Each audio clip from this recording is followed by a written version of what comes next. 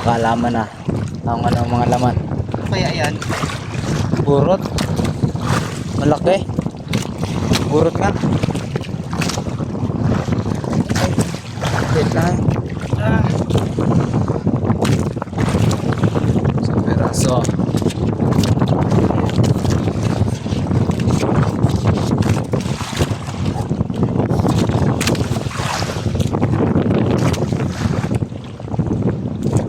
Sana mga master. Malalim ang kasalan. Ay, dami oh. Daming laman.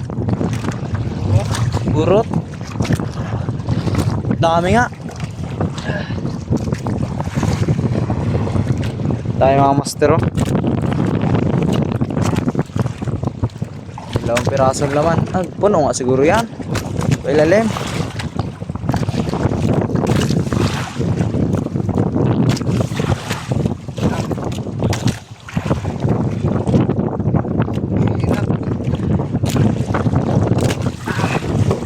Ito.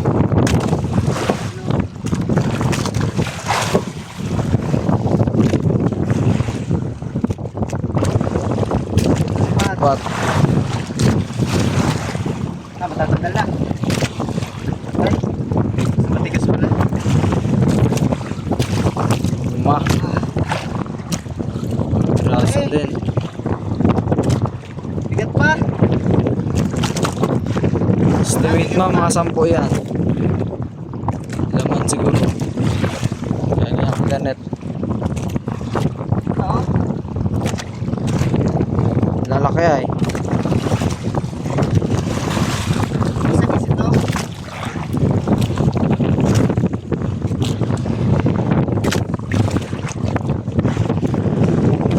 Nakastro.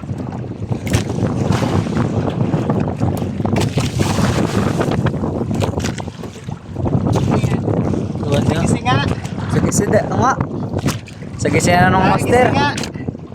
Serum pa ako sa ilalim. Isa pa. Ingat, ingat, ingat, ingat. Ah. Pinakamamagat ng klaseng isda. Ah. Laki mga master. Laki ah. Nasa 2 kilo eh. Laki oh. Pa isa.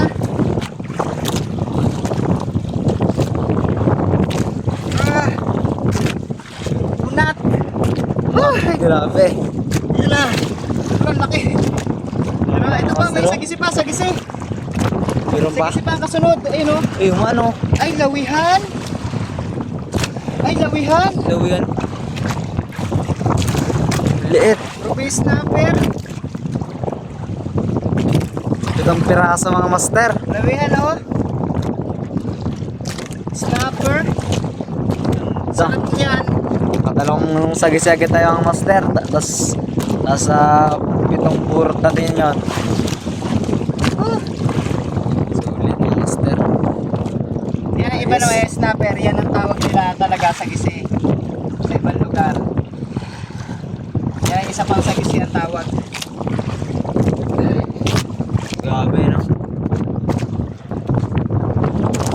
Pero parang awig lang talaga siya no? Ha? Ginamit din yung ano? Style niya. Oo, laki mga master o. Buhay na buhay pa. Laki ah, 2 kilo eh. Tapos ito yung Ruby snapper mga master. Ganda ng kulay oh. Marami yan dito, ganyan. Kumakain sa tirilin eh. Kapag sa pain yan, ang lalaki ng ganyan. Kaya mga master, babantaw na sa